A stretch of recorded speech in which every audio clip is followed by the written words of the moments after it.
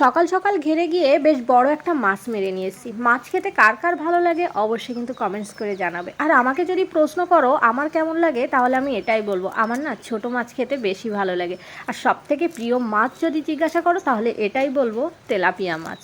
অনেকে শুনে হয়তো এটাই বলবে যে তেলাপিয়া মাছ কারো প্রিয় হতে পারে, আবার অনেকের কিন্তু আমার মতো তেলাপিয়া মাছ ভীষণ পছন্দের। যাই হোক, এত বড় মাছ কিন্তু আমি এই ফার্স্ট টাইম কাটছি। আর কাটারও একটা বিশেষ কারণ আছে, কি বলো তো, এই যে ভিডিও করা। আমার চোখ মুখ দেখে তোমরা বুঝতে পারছো এরকম বড় একটা মাছ কিন্তু আমি ফার্স্ট টাইম কাটছি।